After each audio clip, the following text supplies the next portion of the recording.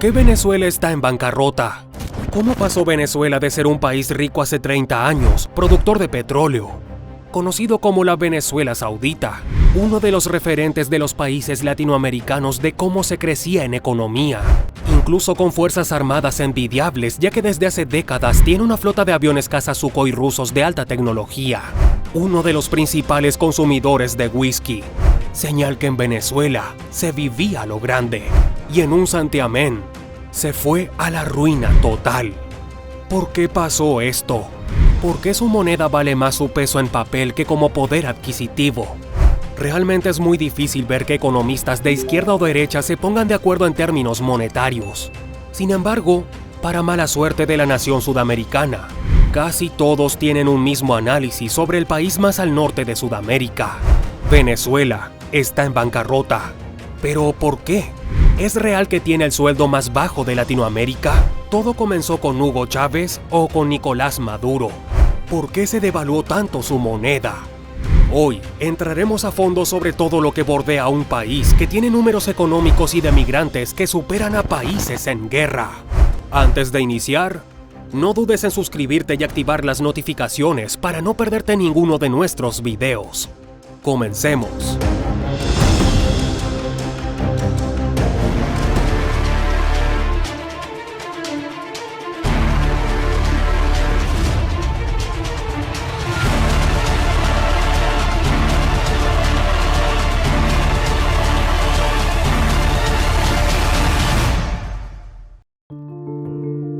La llegada de Chávez a una Venezuela dispar.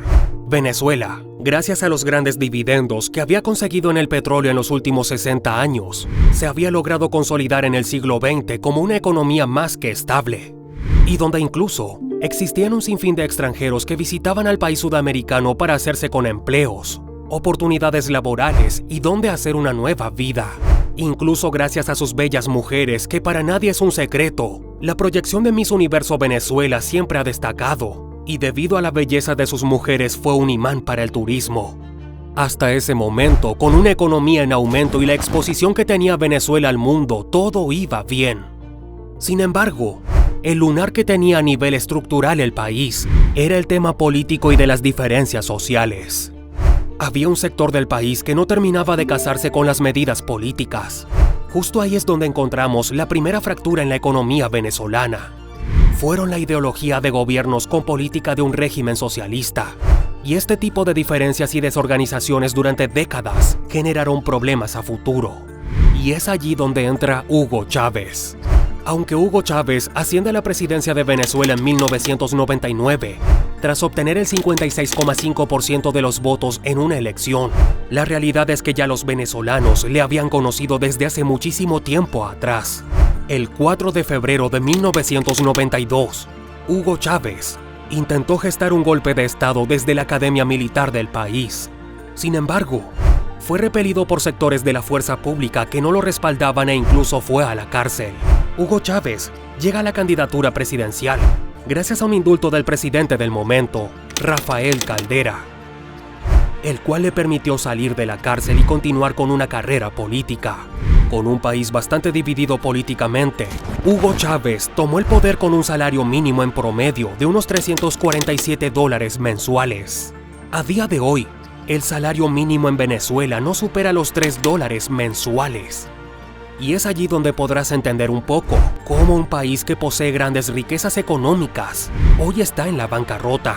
Pues desde aquellos tiempos es bien sabido que Venezuela importaba la gran mayoría de sus materias primas, granos como maíz, sorgo, trigo, azúcar, arroz, además de insumos como pastas, vegetales, cereales, licores, eléctricos, bases y complementos de la industria alimentaria, etc. En lugar de producirlo ellos mismos, durante décadas los gobiernos prefirieron que era mejor idea importarlos que fabricarlos.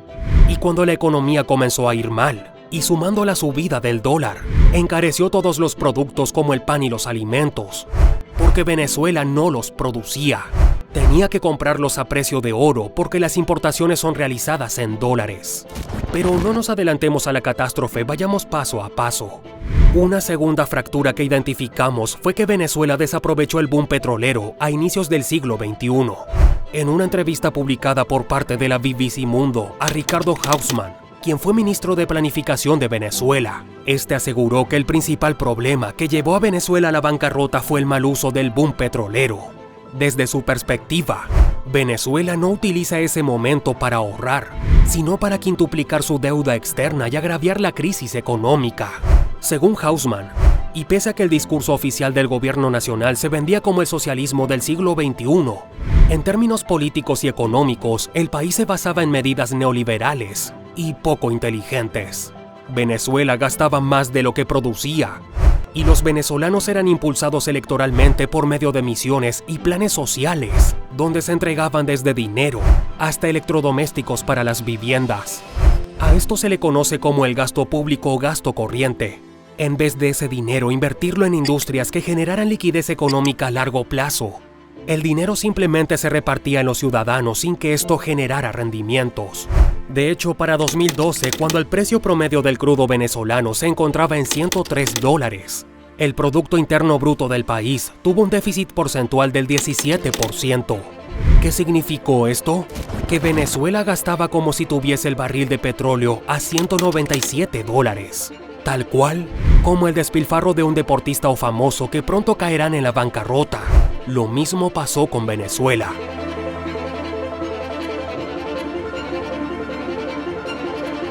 Mal uso de los recursos y el sin saber qué pasó con gran parte del dinero.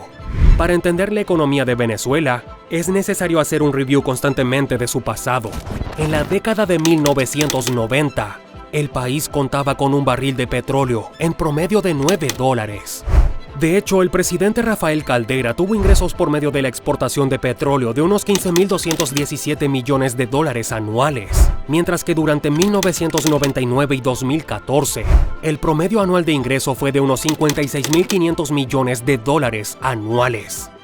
Curiosamente, durante el mandato de Hugo Chávez y gran parte del mandato de Nicolás Maduro, el país continuó adquiriendo deuda. Volviendo al tema de gasto corriente, es verdad que Chávez financió escuelas, vivienda, hospitales, servicios de salud y un largo etcétera, pero al mismo tiempo se olvidó de algo fundamental: la inversión. Dar al pueblo bienes y servicios además de alimentos no lo hace una nación sustentable. Un proverbio bíblico dice: no le des el pescado, enséñale a pescar. Un país debe mantenerse de empresas. Pongamos el ejemplo de Estados Unidos con gigantes como Nike, Microsoft, Apple, Coca-Cola, Google, McDonald's, Walmart. Y una larga lista de empresas exitosas es lo que lleva dinero a la nación norteamericana. En cambio, gobiernos como el de Hugo Chávez destinaba el gasto público o gasto corriente en vez de inversión pública o privada.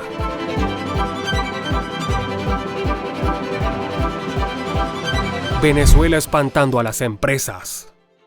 Debido al mal manejo del capital por parte de los gobiernos, empresas como Owens Illinois, Kellogg's o marcas de autos reconocidas a nivel mundial fueron expropiadas por el gobierno venezolano bajo el argumento de que gestaban una guerra económica al país. Eso hizo que hubiese poca confianza en invertir en el país, y las empresas que hasta el momento no habían sido tomadas por el ente gubernamental decidieron cesar operaciones en el país, y otras empresas que pudieron haber estado interesadas jamás les pasaría por la cabeza irse a Venezuela. Malas decisiones de Chávez. En el boom petrolero, el país alcanzó un nivel máximo en sus reservas internacionales cuando eran de unos $43.127 millones. Sin embargo, el presidente Chávez decidió dejar de guardar dinero para invertirlo en obras sociales, es decir, darlo a la gente. A día de hoy, el país tiene unas reservas menores a los $15.000 millones. Esto representa una pérdida de $28.000 millones que se perdieron por no poner a trabajar el dinero y repartirlo a la gente. Robo de dinero por empresas fantasmas. Para el año 2013, quien era la presidenta del Banco Central de Venezuela, Edme Betancourt, denunció que de al menos unos $59.000 millones entregados en el país, más de la mitad habían caído en la mano de empresas fantasmas. Empresas que eran lideradas por testaferros de políticos venezolanos y que, a fin de cuentas, no producían el dinero que ameritaban necesitar para poder operar en Venezuela. Solo así, se explican cómo una moneda pierde al menos 14 ceros en menos de 20 años. ¿Por qué se quitaron tantos ceros a la moneda? El gobierno de Hugo Chávez tomó dos rumbos que marcarían la economía y desastre en Venezuela: un control de cambio para el dólar y también el control de precio de los productos. Estas medidas fueron presentadas en 2002 para intentar bajar los niveles de inflación que se generaron en un paro petrolero en ese mismo año. Sin embargo, allí fue donde se generó la distorsión de precios de manera desmedida. ¿Por qué? Mientras una farmacia podía optar a comprar con dólar preferencial, había otras que debían pagar precios mucho más altos para poder vender. A causa de eso, Venezuela, en menos de 4 años de control de cambio, recurrió a generar una devaluación de la moneda. Allí se quitaron 3 ceros a la moneda, pero ya en el gobierno de Nicolás Maduro, se decidieron a quitar 5 ceros en 2018 y para el 2021 se volvieron a quitar 3 ceros. Esto da como resultado que en la época donde mayor dinero ha recibido Venezuela gracias al petróleo, ha quitado 14 ceros a una moneda que no deja de sufrir por la inflación. Finalmente, la crisis económica era un hecho. El país vio cómo se mermó su población hasta en unos 7 millones de venezolanos en el extranjero.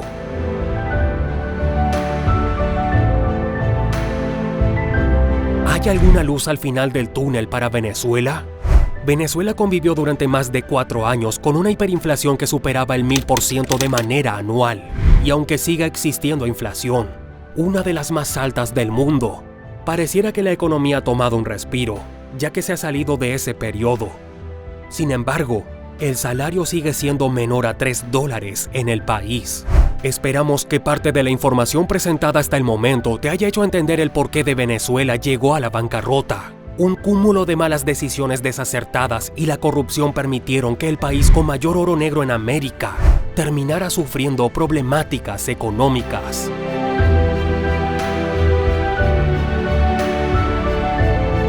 Si te ha gustado el contenido, danos tu opinión.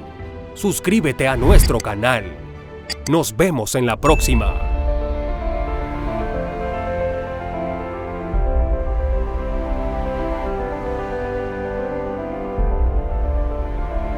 Bueno, comunidad emprendedora de Farwell Investor, gracias por llegar al final de este video.